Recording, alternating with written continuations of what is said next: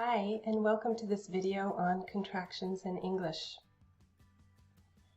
Being familiar with contractions will not only help your listening skills, but will also improve your conversation and make you sound more natural and fluent. So in this video, I'd like to take you through some of the most typical contracted forms, and then I'll give you a chance to practice yourself.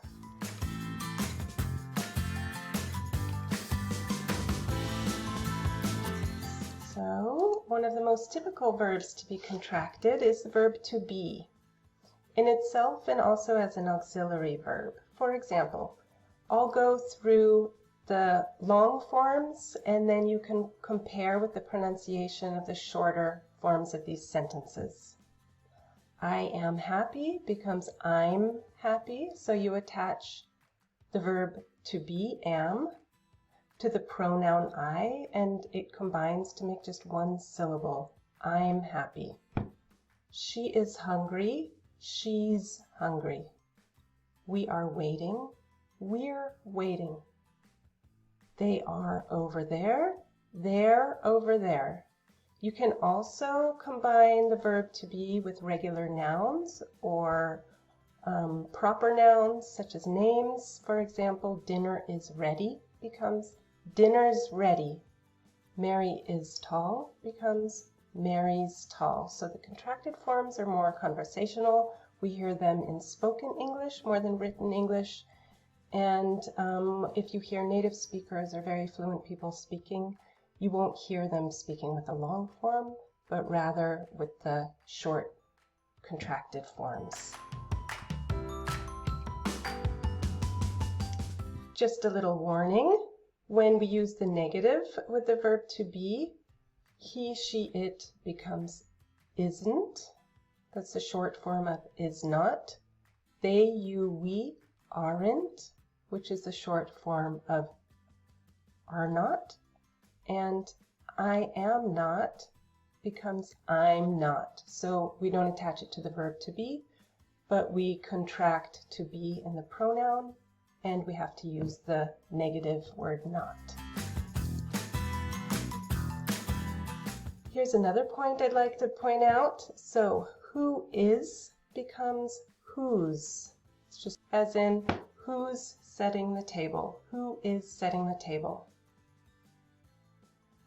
Now, a word that sounds exactly the same, a homophone, is whose, but this meaning is possessive. So whose pen is this? That means who does the pen belong to? This has the same pronunciation, except the meaning is a bit different.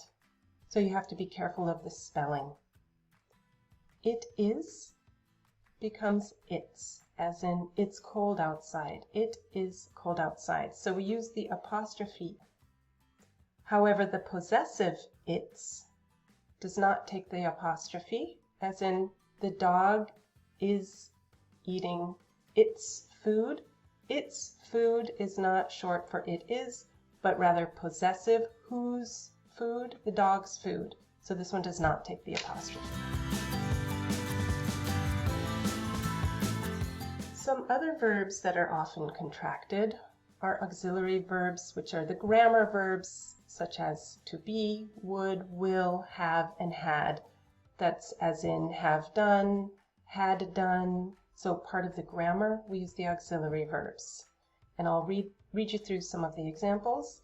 He is working. So here is the auxiliary verb for the present continuous. He's working. He would like to join us. He'd like to join us. I will call you. I'll call you. I have been here before. I've been here before. I had never seen that film. I'd never seen that film. Where did she go? Where'd she go?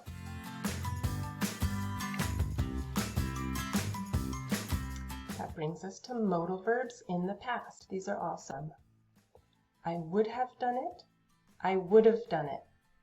You should have told me. You should have told me. They must have seen it. They must have seen it. I could have arrived earlier. I could have arrived earlier.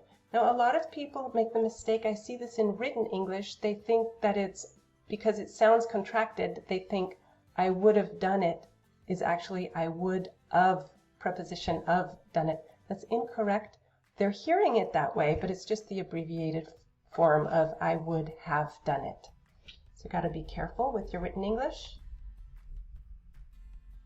And then the last contractions I want to go through are the not, the negative forms. So I cannot swim. You wouldn't really hear someone speaking this. It sounds formal in the written form. More typical is I can't swim. You should not go. You shouldn't go. I do not like it. I don't like it. It does not work. It doesn't work. I would not do that. I wouldn't do that. They will not leave. They won't leave. So will not is also a bit unusual because it changes from will not to won't. Yeah, it becomes the long O, N apostrophe T. So the apostrophe always indicates where a letter is missing. It's one hint to know where the apostrophe should be placed in the word. And yeah, and also the pronunciation is won't. It's important that you use the long O, won't. Otherwise, it's often confused with want. Won't. They won't leave. Okay, so now I'd like to practice. I'll give you a sentence. You can rephrase the sentence using the shortened form, the contracted forms, and then after a few seconds you can check it. So, everybody ready? There will be snow tomorrow.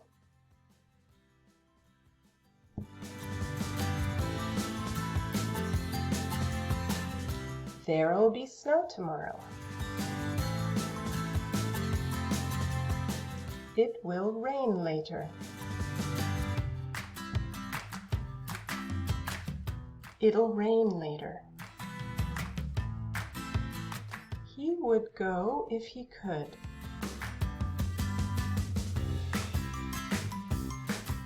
He'd go if he could.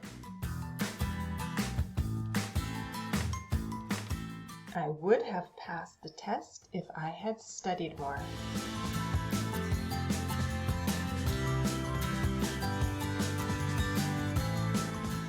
I would have passed the test if I'd studied more.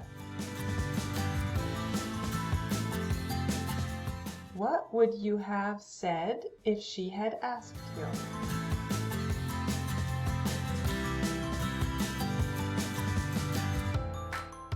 What would you've said if she'd asked you?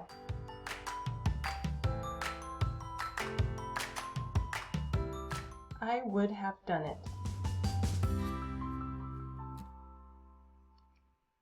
I would have done it.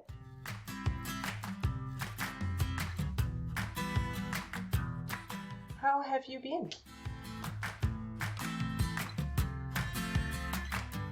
How have you been?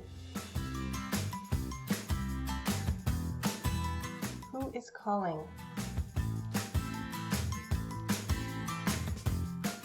Who's calling?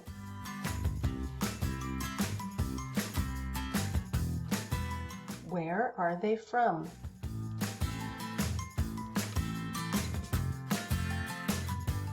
Where are they from? Where are they from? So you can also attach the verb to be to question words. How are you doing? Who are you with? When are you leaving? It's common in spoken English, not in written English, but in spoken English. You must have been busy last week.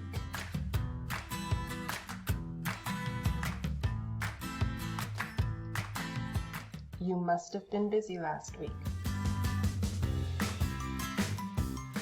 I would not know if you had not called.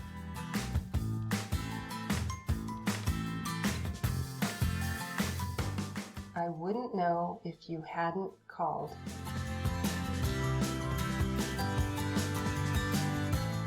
They will not be back until August.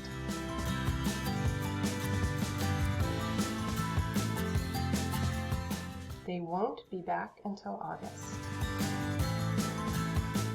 Okay, that's the last one. I hope you learned a little something, and I encourage you to practice your contractions as often as possible, as they'll really help you in your daily conversation and listening skills as well.